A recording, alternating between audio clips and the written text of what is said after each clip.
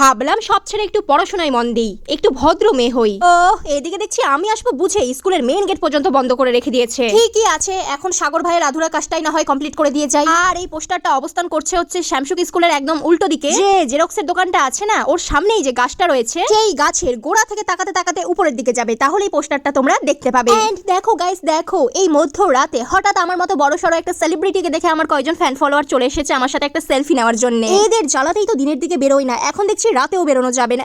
এরপরে আমরা চলে যাই থানা মোড়ে, থানার সামনে, এবং থানা মোড়ে পোস্টার লাগানোর কাজটি কিনা আমরা একটু বডি 2x স্পিড বাড়িয়ে দিয়ে তাড়াতাড়ি সম্পন্ন করার চেষ্টা করি, কারণ পুলিশ মামু এসে ডান্ডা দিয়ে ঠান্ডা করে জেলে ভরার আগে আমাদের এখান থেকে তাড়াতাড়ি কেটে পড়তে হবে। আর এই পোস্টার লাগানোর জায়গাটিতে কিনা কারোই হাত যাচ্ছিল না, বুঝলে? তাই এই ভাই নিজের কাঁধে সমস্ত বোঝ নিয়ে প্রমাণ করে দিল যে আমাদের ছোটবেলায় দেখা শক্তিমানের রোলটা কিনা এই প্লে করতো।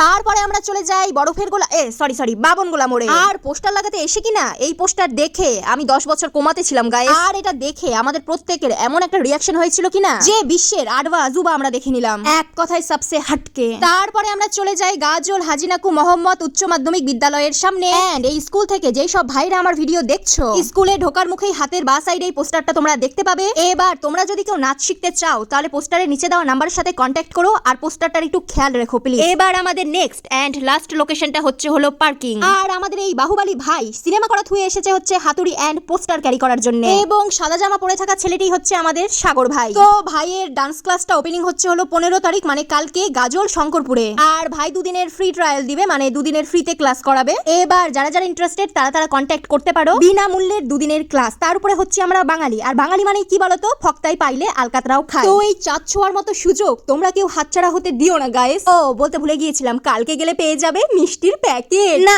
এখন ঘুমিয়ে পড়ি, কালকে সবার আগে গিয়ে মিষ্টির প্যাকেট তুলতে হবে।